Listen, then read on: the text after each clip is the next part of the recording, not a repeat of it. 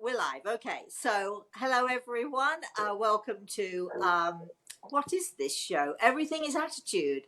Um, we are losing Al. I don't know if you can see him. Oh, but we do have someone else. Look, we've got a whole big picture.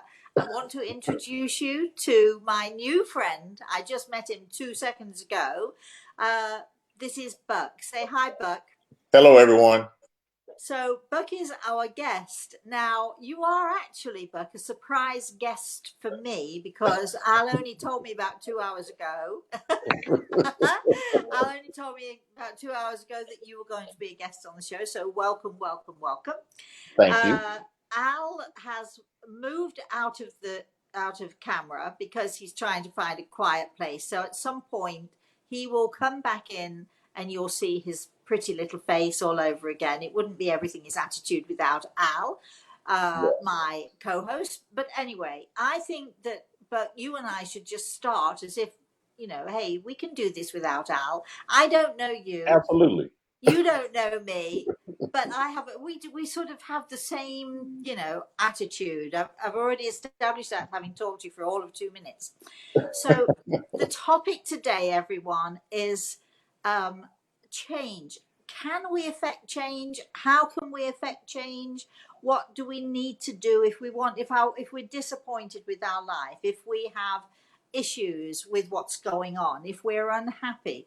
A lot of people tend to point the finger at others and say, well, if only she had done this, or only if I had been born in this place, if only I had more money, if only I had a better job, and so on.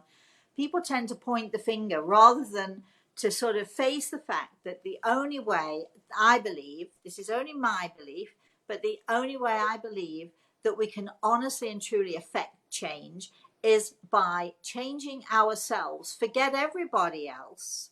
Change yourself.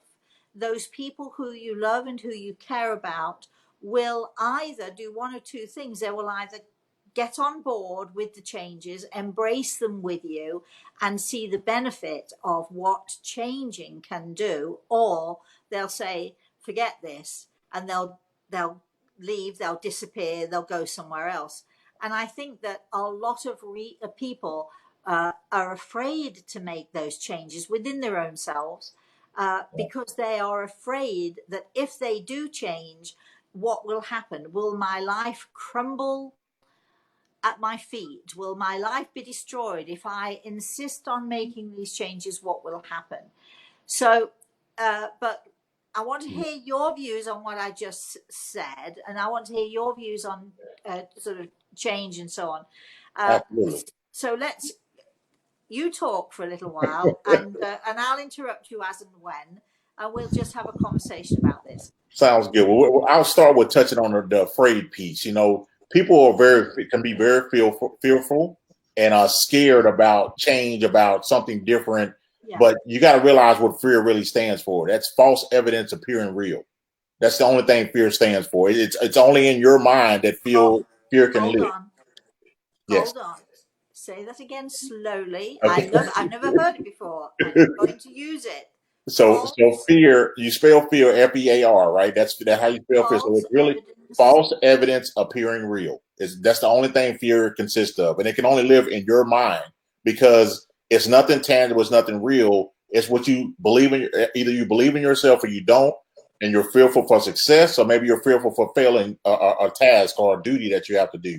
But that only lives in your mind. If you change your mindset and believe in what you believe in, and what we was talking about earlier, control your controllable. So control how you react to a situation, control how you perceive a situation. That's all 100% up to you. It has nothing to do with anybody else outside of you. So, but that fear or that being afraid, that's your own doing. You're undoing your own attitude toward whatever situation you're in by being fearful. But just realize that fear is false evidence appearing real. Now, when you're talking about leading through maybe a change or interacting through a change, I think when other people are involved, other groups are involved, I think you have the power to exercise the power of influence to help direct them to see your point of view. But what I also like to do when I'm dealing with another group of people or people outside of myself, I try to first seek to understand, then be understood. So understand what the environment that you're talking in, or the people that you're talking with. Seek to understand their point of view first, so you can formulate a constructive communication back to them about why you feel the way you feel. But at the same token, you're not trying to change their minds about things. You're not trying to change how they're perceiving you, because you're going to show up to that situation the way you are personally. But if you start putting on a mask and putting on a face, you're already changing. You're literally morphing into something else in front of them, which is not genuine. And it will come across as being not genuine. You get the best results in life by being your genuine self, in my opinion. Okay. Me too. I can only be me. Yes. Not everybody loves that, but I do, because I can only be me, and I don't want to be anyone else but me. Can I just come back to something that you said? Absolutely. You're talking about listening to others and getting others' points of view, and trying to understand other people and their points of view, not necessarily trying to change that point of view, not necessarily trying to control it or to influence it, but just simply to understand it. But I'm going to sort of throw you a situation. You may or may not have been in this situation, all right? But I'm going to throw you a situation because I'm sort of going to bring it down to the basics of relationships. So a relationship can be husband, wife, girlfriend, boyfriend, mother, daughter, mother, son, any configuration of a relationship, okay? So let's say you've got a child, a grown-up child, let's say, old enough to make up her own mind, right? And she is so used to you saying, if you do that, there are going to be consequences, but there never are. If you do that, there are going to be consequences, but there never are, right? So being afraid to give the consequence because you don't want to lose the love of that child, so on and so forth, right? Mm-hmm. Do you think that no matter how much you listen to this kid and try to understand this kid, is going to make any difference at the end of the day in the results of is it you who should change no matter what she's feeling or thinking, or should you have this wonderful discussion? Well, in that scenario, the dynamic you're speaking of is the parent and son or daughter. So right. The parent and daughter in this situation, which I happen to have a daughter, and good luck with that then. Yeah, and she's 14, but and I love her to death, and yes, she's got me wrapped around her finger. But at the same token, we have to realize too, kids actually welcome discipline. Believe it or not, I've never had to spank my daughter. I've gotten numerous spankings as I was growing up as a kid, and I think I turned out all right. I'm not, a menace to society, so to speak. So I think I'm not trying to debate whether you should spank your kids. No, that's not what we're talking about here. Not at all. But what you're saying from a father-daughter standpoint, I want to understand her being a teenager in this new technology-driven world, what she's dealing with, what she's going through. But at the same token, as a parent, it's your responsibility and duty to make sure you're creating those boundaries and creating discipline in her life, so she will not that she won't make the same mistakes as you did, apparently, as an adult growing up in life, and she can understand right from wrong. She can understand what is good or accepted amongst her friends or in society, and what's not expected. But if you continually just say yes, sweetie, yes, sweetie, yes, sweetie, you're not providing her any kind of guidance or guidelines as she gets older, which in turn, unfortunately, we're all not going to be here forever. Eventually, our time's going to be up. And the big thing that I like to promote is work your dash. We all got a born on date and the expiration date. That dash in between how you live your life is very important. So I need to make sure that I'm instilling in her that discipline, that rigor around what success looks like, how our relationship looks, the relationship I have with myself and my wife. I want to show her that example as well, because I want her to have that in her life. But showing those examples of what's good, and she understands what bad is based on her other friends that are in bad relationships or have bad homes themselves, she has an understanding now. Okay, I want a life of good, not a life of bad. I know I have to spend 2 or 3 hours doing my homework at night, because otherwise there's consequences the next day if I don't sit down and focus on and do it. Well, so that's one of the points I want to get to is the consequences. I have a daughter too, so I've been there, done that, or I understand exactly what you're saying.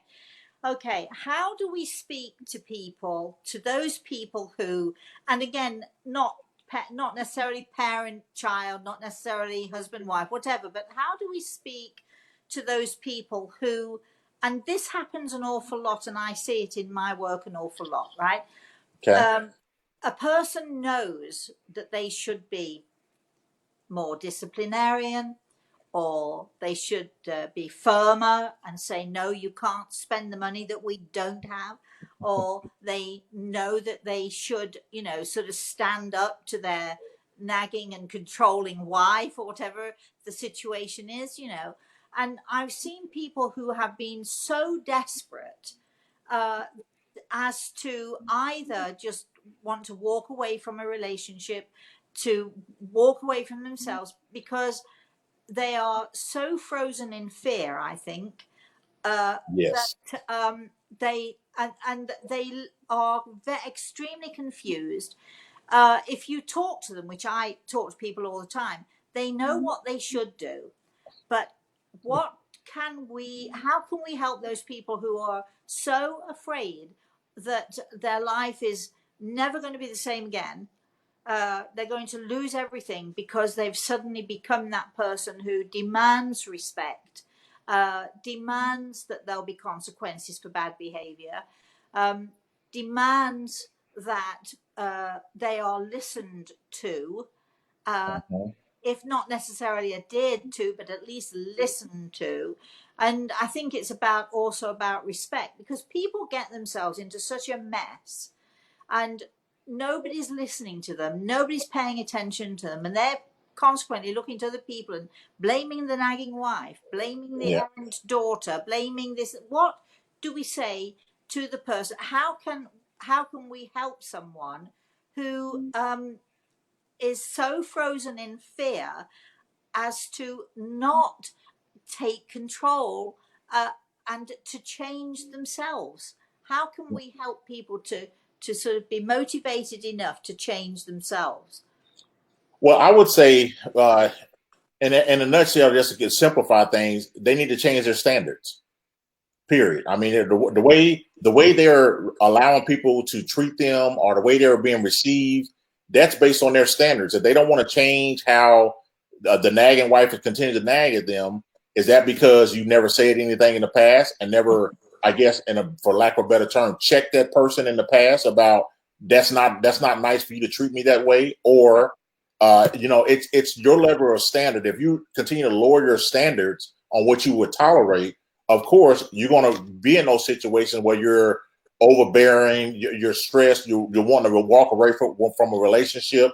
It gets to that point to where you're at a breaking point, literally, before change happens. But in order to avoid that, why don't you just set your standards and hold true to yourself and your standards in the beginning of a relationship, beginning of a new job, whatever the case may be. Set that standard early and often, so that way that's the baseline. And stick to it. And stick to it, because the best time to do that is in the beginning, because like you're saying, if somebody is all of a sudden changing after 5 years of being around them, now they're going to do a 180-degree change. It is going to be received differently. Like, who is this person? It's not the person that was my friend last 5 years. Where did this person come from? But if you set that standard and raise your standards initially, at that point, life is a peach at that point. You're eating out of the palm of your hands at that point. I can remember many years ago, my ex-husband, as he was sort of walking out the door, being helped, I have to say, out the door. He was so angry with me, and he said to me, "You've changed. You're not the same person you used to be." And my answer was, "And thank God for that." because it was Exactly. because I changed that I was able to then say, to hold to decent standards, as you said, and to say, I am not putting up with this anymore. Yes. So I'd like to just talk a little bit about you personally, because nobody knows who on earth you are. You just come on here. Okay. Well, you could be a stranger going by on the street for all we know. So we'll talk about you. But what I'd like to do, because I'm totally in agreement with everything you're saying. What if you had to make a list of standards, 5 or 10? I don't know how many. Okay. Right. So what standards, when you say, sort of think about the standards that you want to put into place and stick to them, a lot of people, believe it or not, won't understand what you're saying. Right. And I see the comments in the questions here from Nettie. She's asking that particular question. So Is she? I yes, don't she see is. it. I don't see that. So I can't see that. So when you say standards and having standards, Mm-hmm. what can you name them? I mean, if we can sort of be, without being rude to anyone at all, can we dumb it down a little bit? Sure. So that we can, because I like plain language. I like, I want somebody to understand what it is I'm saying. So could we name some of the standards that we should have, that you're thinking about, that everyone should have? Well, okay. So look at it as what are your rituals, your routines, or your habits? Right. Look at it from that standpoint. What do you normally do? Okay, you like looking a certain way when you put on a dress or when you put on a suit. Right. So your standard should be, you need to work on your physical health in order to look like that, especially as you get older. Your physical look, makeup changes. So one of the standards should be taking care of yourself. Absolutely. And health wise, yes.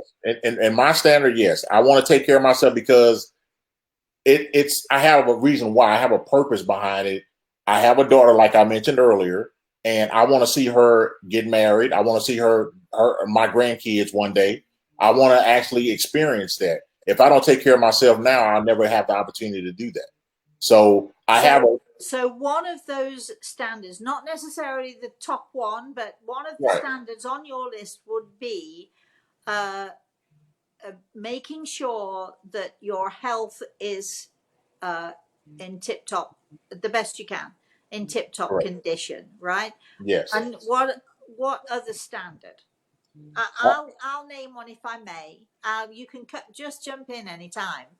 Or Buck and I just can carry on. No, you just keep going. You got it good. No, I'd like to hear what you might think of as a standard.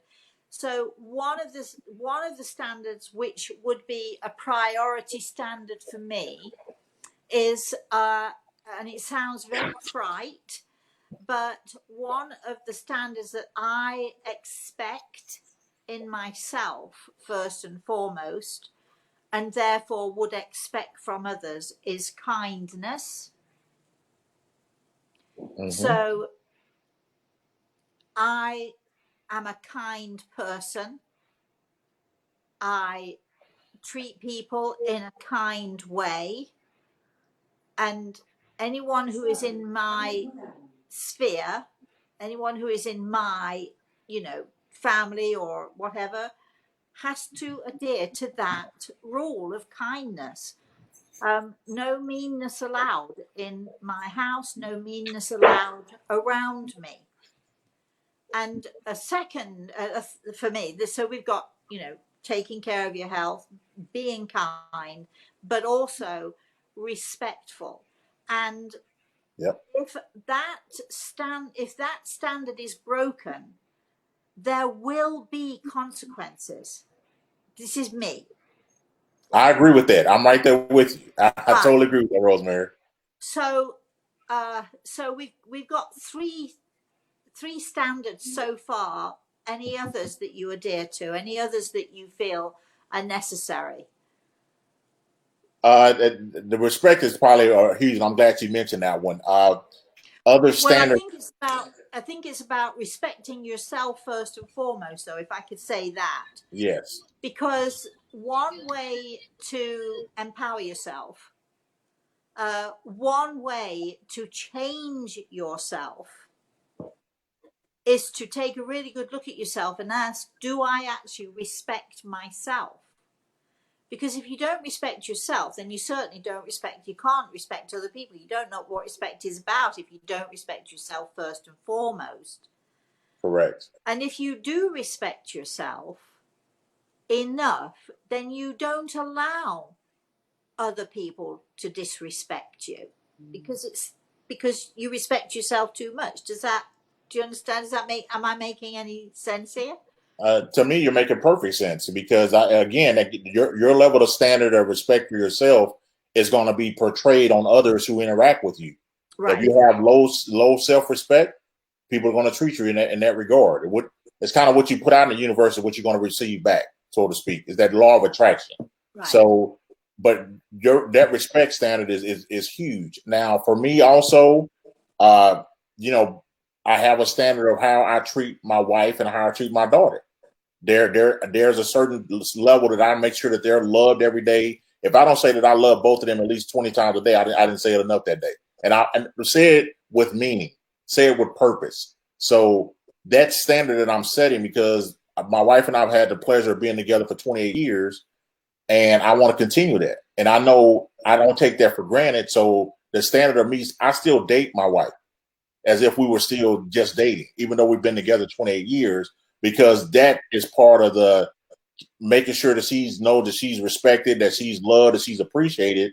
And guess what? Again, like I said earlier, I'm showing the example to my young upcoming daughter. This is how a man should treat you when you're in this situation as well. This is how you should be treated every day. I'm not showing her something different. We know that our children learn not by what we say, but by what we do. Absolutely. They learn by our example. So that's actually what you're saying. Yes. Now, just maybe it's not fair to ask you this, but say your wife sort of, for whatever reason, did not appreciate this and was, I don't know, was disrespectful to you. I don't want to know if she is or she isn't. Not going there. But so let's say you're in a relationship, not you necessarily, but you're in a relationship where you do the very best you can do, which obviously you're doing, I try to do, right? And that other person does not appreciate it. And again, we're not just talking sort of husband wife, we're talking any relationship, Right. So but for argument's sake, let's say husbands, wives, and so on. Just why not? But all right. So you do the best you can do. You try to be fair. You try to be reasonable.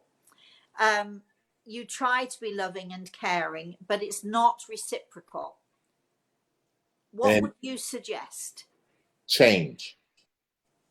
Okay. If it's not working, if the way you're presenting yourself in this relationship is not working, why are you staying in it? I mean, why are you, I guess, dumbing yourself down and bringing yourself down to a level of acceptance just to make this work when you're not happy? For me, life is way too short for you not to be happy. Right. So if you're not happy in that relationship, even friends that you may have grown up with, you can use that as an example. Those are relationships. Those friends that you grew up with that are toxic to you, are bringing you down or dragging you down. Don't be friends with them anymore. I mean, you got to make that change. You got to make that hard call. Would you say, I'm sort of putting you on the line here a little bit. I don't mean to, but I do tend to with everybody. It's okay. Holding your feet to the fire a little bit here.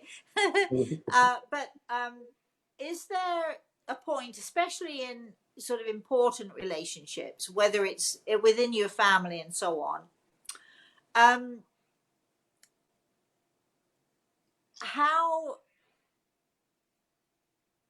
how would you say, how long would you give the change? How long would you try to because you've already decided, okay, let's say you've already decided you've got to change, but it's hard to change and you keep slipping back and so on and so forth, right. to being that person who's putting up with it. What would you suggest that somebody would do? Because you're not going to say immediately, I've had enough, I'm done, so I'm out of this relationship. Even with your best friend, and if you're in a toxic relationship with friends, you allow it to go on for a certain amount of time. Is there any advice that you could give anybody else as to that point where you say, I'm done?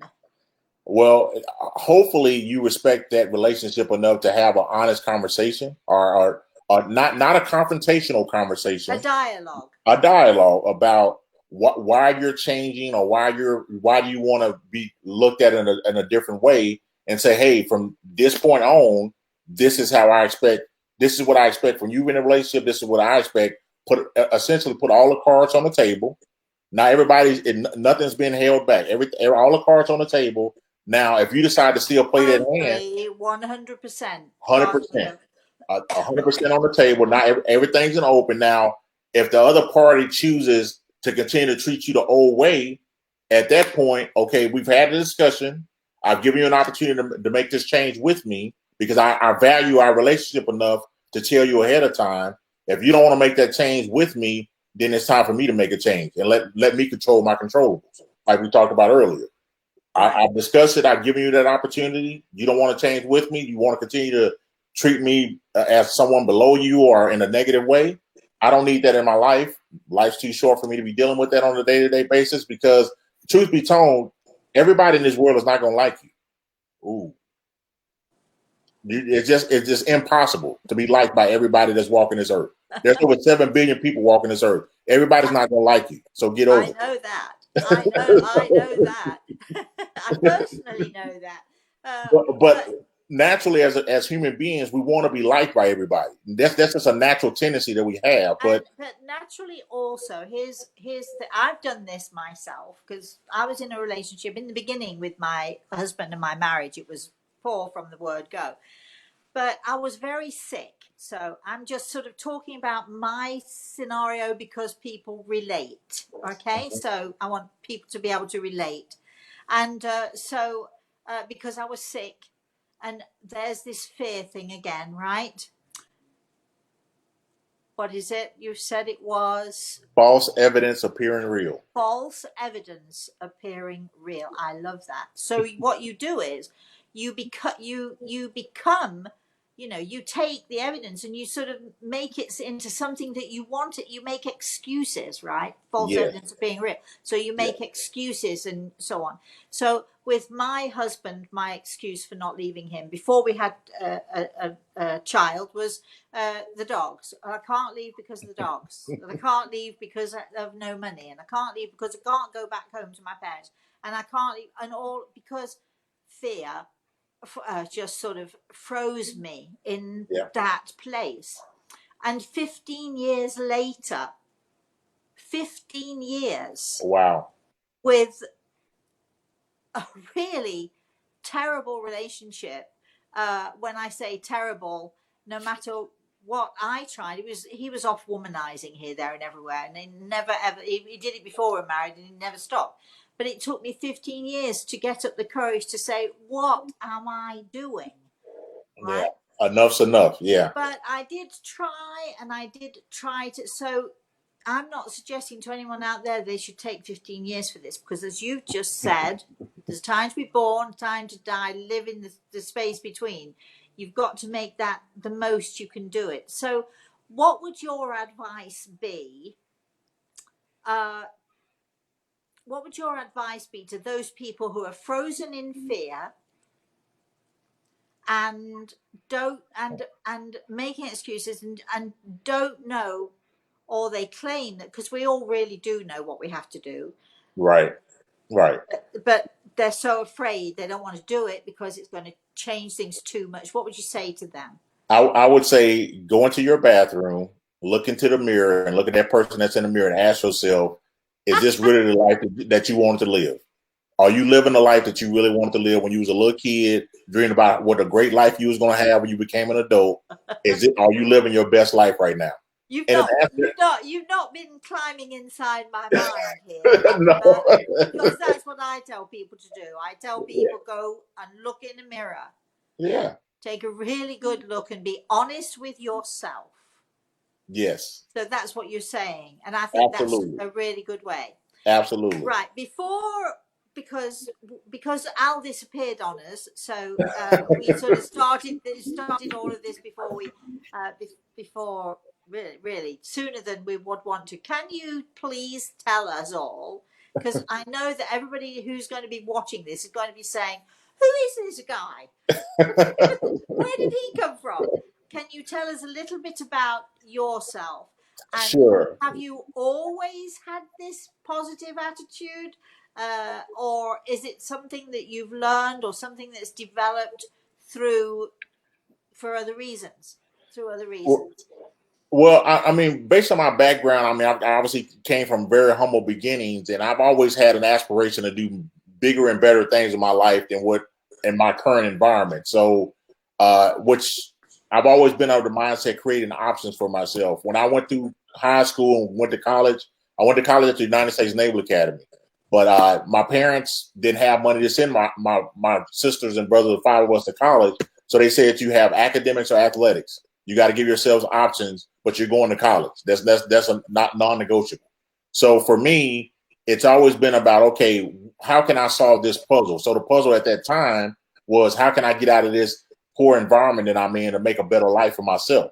So doing well academically, doing well with athletically as well. That was my purpose. That was my why back then.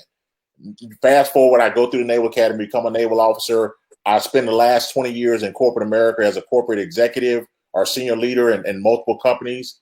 And I've learned a lot being leaders and understanding business, understanding companies, understanding the dynamics of different groups of people that I had to either directly influence or indirectly influence, meaning internal or external customers, to get stuff done. And that's something that I live by as well, too, is from that positive attitude. I GSD, get stuff done. But for me, the positivity for me has just always been there, because I really don't know how else to live my life. I can't remember when I guess the switch finally flipped on for me, so to speak, but I've lived majority of my life very positively, and things happen for a reason. And I have the means, or I can learn the means, to get out of any situation that I'm in based on my habits, rituals, and routines that I do every day. And there's nothing that this life can't throw at me that I can't overcome. So when I get a setback in life, it's really, I look at it as an opportunity to learn from it, to set myself up to do better the next time that I attempt whatever task or professional opportunity that I'm looking for in the future. But that's been in me probably, I'd say, since I can remember, that I've always had that optimistic view on things, because there's a whole lot of folks in the pessimistic view on life. I mean, you got a lot of company down there with pessimistic people about, life is bad, everything is against me. I don't want to be that person. I've always looked at life as setting me up to do something bigger and better at every step along the way. And oh, by the way, like I said again, it's not just about me. I have other people depending on me too, my family, my wife and daughter. Can you share some of you said 3 things. I can remember rituals and routines. I forget what the first one was. And habits. So habits, rituals, and routines. Can you share 1 or 2 of those with us? Okay, so and please don't let your mouth hit the floor. This is the military did not do this to me.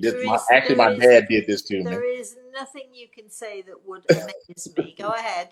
Well, I get up every morning at 3:30 in the morning. Okay, the first 4 hours of my day are for me. That's either I'm going to the gym to go work out, I'm going for a run and a walk with the dog, or I'm reading some material to better educate myself in life. But those first 4 hours are all about me. That's my hours of power, so to speak. After that, I tend to, make sure I engage with my daughter. I have breakfast with her. I take her to school every morning that I'm not traveling for work. And at the same token, I date my wife during the day. I take her out to lunch. I make sure that I buy her flowers every now and then. those are just certain routines and habits that have become ingrained in me because it hits probably three key things for me. My health and my mental health and my physical health is very important to me.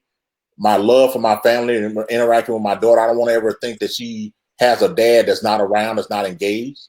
And then thirdly, with my wife, when my daughter's gone here in a few years, when she gets out of high school, it'll be my wife and I dating each other again. So I want to make sure that she still knows that she's the most important woman in my life. So all of that, it's purposeful, but it's a routine and a habit and a ritual that I do. What else do I do? I make sure I try to get as much sleep and rest as possible, which sometimes I fall short on that habit because I want to spend more time. Well, you're not perfect, are you? Not at all. You not sound far from it. perfect, but you're not really, are you? Far from it. Far from it. I'm probably the antithesis of perfect. Believe me, I have a lot of work to do on myself. So let me just, I'm going to point out another thing that you said, which I think is extremely important.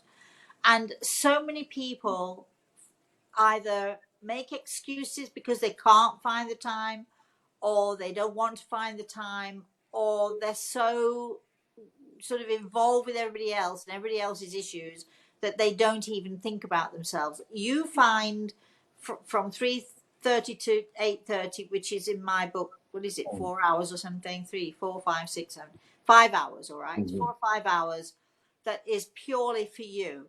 I just want to point out for everybody listening, you actually don't need 4 hours, and you don't need to get up at 3:30 in the morning. That is a personal preference. Exactly. However, I do think that it's so extremely important for everyone. And I know there'll be mothers listening, and there'll be fathers who've got to go to work sort of 6 till 8 or something like that.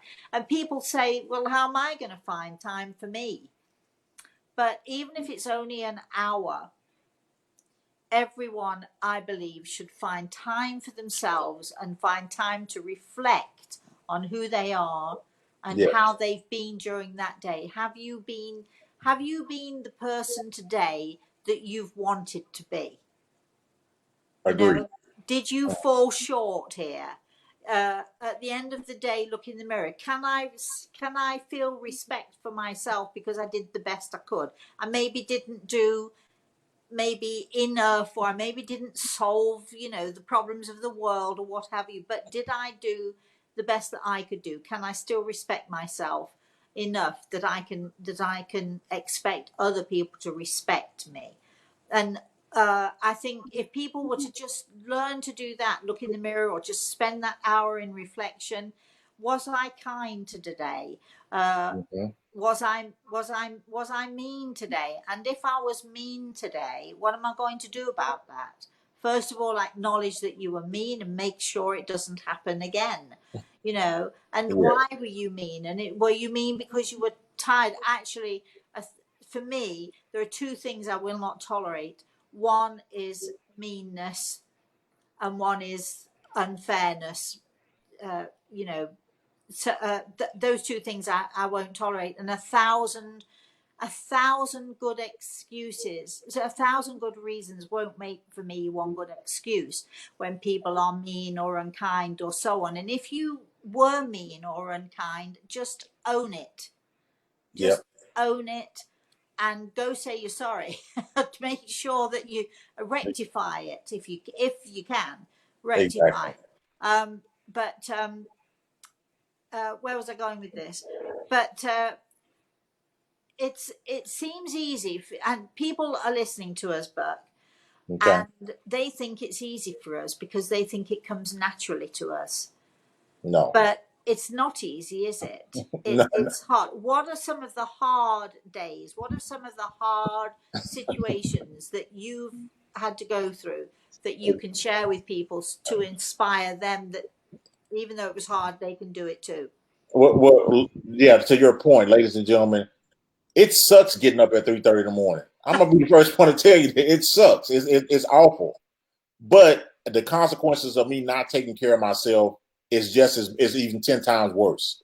So Yeah, every day is not perfect. Every day is not roses and peaches and cream, and I need my family to pick me up or people around me to pick me up every now and then as well. Also, but again, if I've developed a habit of having a more up days than I do down days, those down days are not as down. If I can make sense of that, it may be, I may be at a 95% one day, but my down day may be at an 88% or 87%. Whereas if I'm always down in the dumps, my down day could be a 30% if I'm always down in the dumps.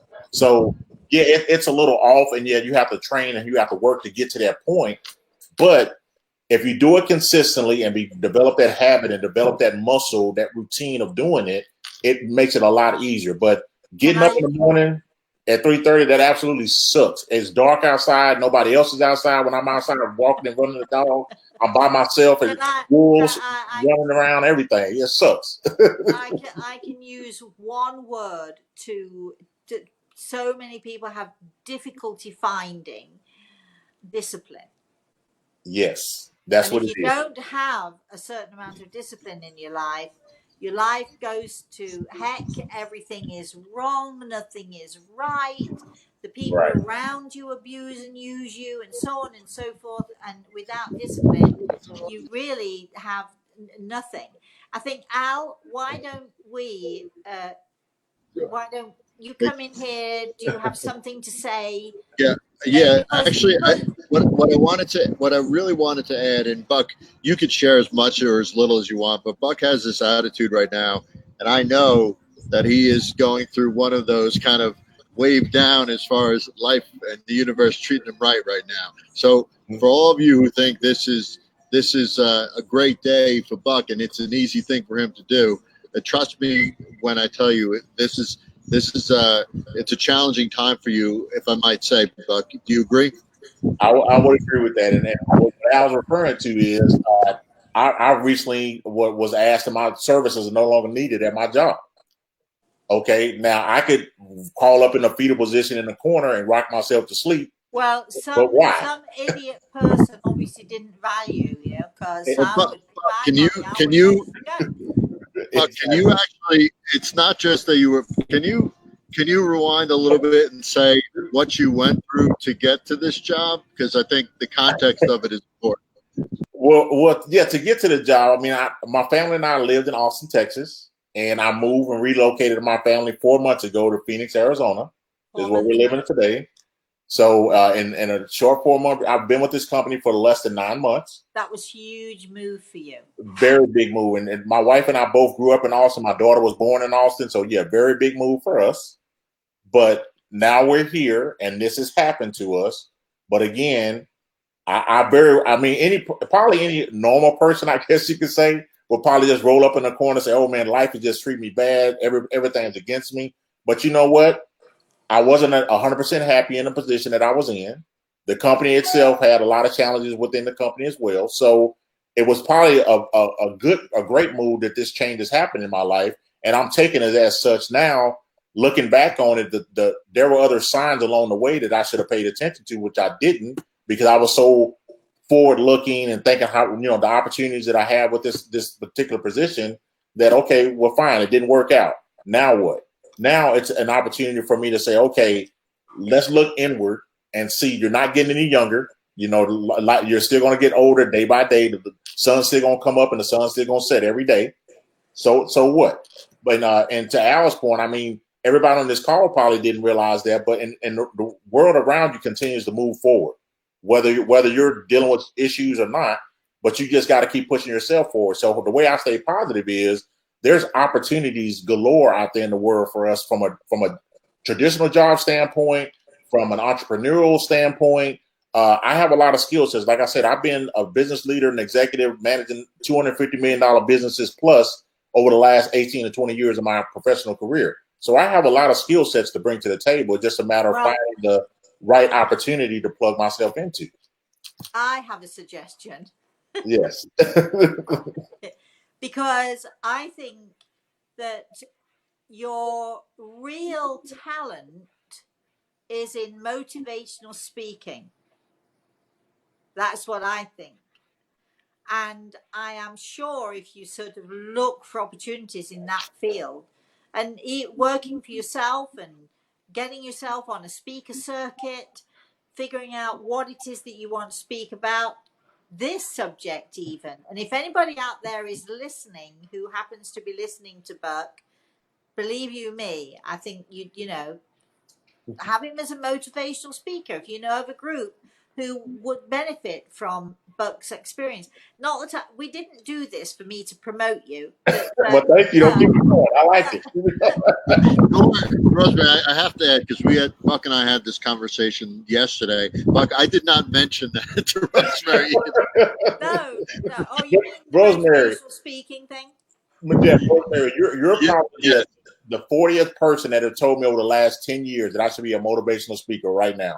Can I just say something? Yes. Before you say another word, 40 other people might have told you, 39 other people might have told you, but when I'm telling you, you better listen. Okay, But well, I'm going to listen. I'm telling you, it's coming from a higher place. Just saying. Just saying. So thank you for saying that. That would be my suggestion to you, because I think you're entertaining. You'd be great.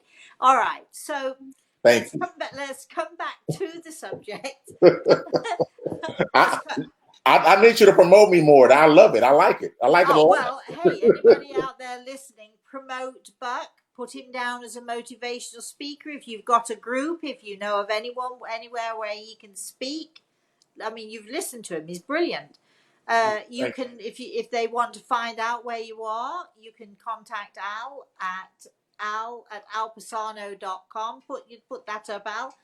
What can I say? I can't say anymore. I would have you, if I had an organization, I would absolutely have you come in and talk to the young people in my company, or talk to people who are sort of jobless or homeless or whatever. There've got to be those fantastic groups out there who are always looking for some sort of inspiration, and that's what Buck is. He's inspiration. It's been really thrilling. Now let's come back to the subject. Al, do you want to say anything at all about what Buck has said about you've got to change yourself? I love the fear thing. I love the fact that he spends time for himself, motivating himself, time to reflect. And I love the fact, really love the fact, which I think will really be helpful to a lot of people, Buck, when you said, look at what it is that you want and who you want to be. Figure out who it is you want to be, and figure out your standards. And on a daily basis, once you've listed your standards on a daily basis, if you fall short of them, you'll know, won't you? You just will know. I mean, and if you fall short of those standards, then what do? Then you course correct. You course correct. You correct the path that you're on. If you're on the wrong path and you below those standards, that's not you anymore. Right. Go the right way. So to say, all right. So let's give an example of course correct. My 6-year-old grandson, who I worship and adore, he is the best, right? So he does something really, really naughty, and I say to him, instead of the consequence, which he should be having, I would say to him, it's all right, my darling. I love you anyway. Kiss, kiss, kiss, cuddle, cuddle, cuddle. But I know that I've dropped my standards, because the standard is, how is he going to learn to respect others or even respect me if I don't behave in a way that I demand respect from him? So course correct would be then for me to, the next day or later on that day, sit him down and say, I've been thinking about what you did, and I've been thinking about saying to you it was okay, but it really isn't. And that's course correcting, right? So here is the consequence. So never be afraid. If you've said it's okay, you could allow somebody to get away with it. Never be afraid to come back and say, wait a minute, I've thought about this and I'm wrong. I shouldn't be letting you get away with it. That's course correcting, right? So here are the consequences. Yes. And you know what? I think I think it's a grandmother thing because when my mom would take care of my niece and nephew, they would either be jumping on the bed or jumping on the couch. I was like, okay, step back, because she's about to go at them pretty hard and spank them to death, like almost to an inch from death. And she's like, "Oh, baby, it's okay. They just playing." And I'm like, "Mom, you didn't do that to us when we were growing up. Well, We almost died if we did that growing up. They just playing." I'm like, "What?" But I have to say that this grandmother here, my grandson knows if there's anyone who's going to deal with the discipline in the house. My daughter's good at that, but when I'm there, she'll often say, "You're on your, you're on your," and because I know how to discipline, but I also know how to love. Yes. So I will say at some point after the discipline and the tears and the this and that and what have you, I'm only doing this for you because I love you. And then I'll sit him on my knee and say, I do this for you because you need to learn. And I do it because I love you. So there's always a way for a grandmother to be that loving, caring grandmother. But if you're really a caring person and a really caring grandmother, you do have to instill the discipline as well. Absolutely. And that's what I think.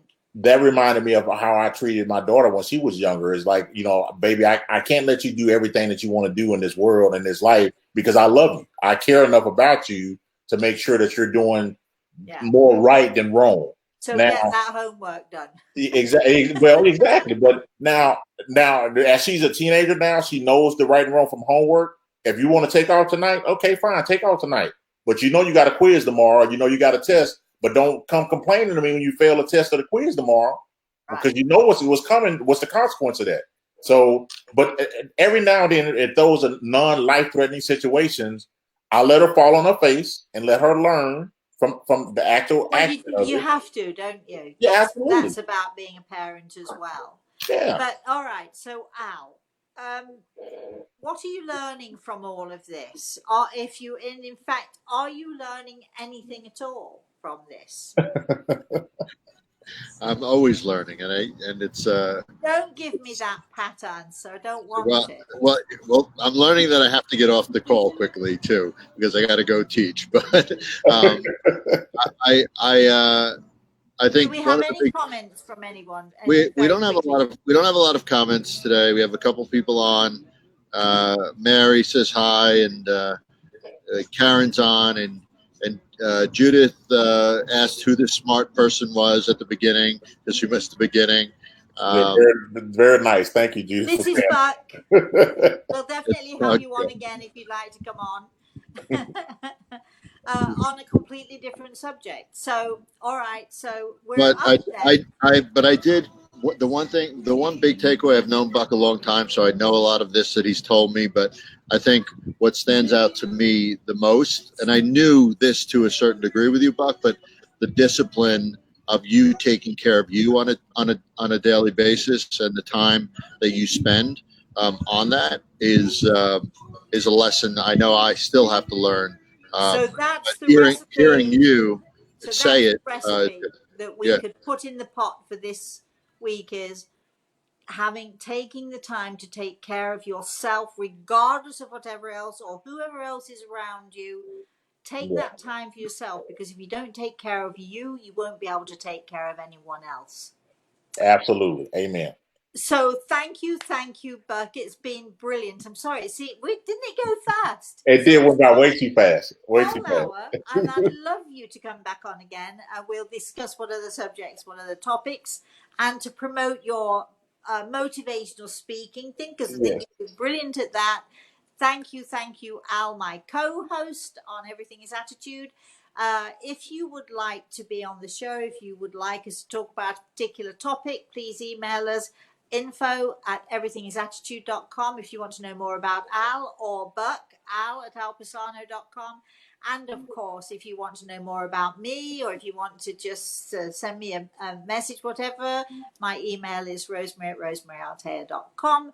We shall be back next week probably at the same time, with another topic, another wonderful thing to discuss. And I should be back on Thursday morning with our YouTube show, which is The Spirit World Sees All. And on it goes. And of course, next Wednesday, I'll be doing our healing show. So anybody's welcome to join in with that. And I should be telling you another story of healing. So that'll be fun too. So thank you, Burke. It's been a real pleasure. It's been a real joy to have you on, a real positive joy. It's like listening to myself when I'm listening to you. There's something not quite right about that. No, it's actually awesome and a perfect. little bit narcissistic of me, is that? No, not at all. Not and just real. My formal name is Eddie Buckles Jr. And I actually have a YouTube channel called Work Your Dash. Oh. So please, by all means, go out there and take a look at me, check me out, and Google me. Google Eddie Buckles Jr. Google me, and you'll be able to find out everything there is to know about me. Eddie Bubbles Jr. And the YouTube channel is, tell us again. Work Your Dash. Work Your Dash, which is the space between being born and dying. Correct. Brilliant. Al might want to put that up for everybody. If you want to know more about Burke, you can email Al, or definitely you can email me, and we'll send you all the information, and we'll certainly promote your YouTube channel, Al. Burke, thank you so much for coming. Al, thank you. I know you've got to go teach a class. Be good. I can't promise you an apple for the teacher, but there we are. And for everyone out there listening, thank you very much for joining us. And please share this with everybody, with all of your friends, because I think people would be really thrilled to have this, to listen to this. Yeah. And please, all of you, have a very, very, very, very blessed rest of the day, and have a very, very blessed weekend, everybody. Thanks for joining us. Thank you all.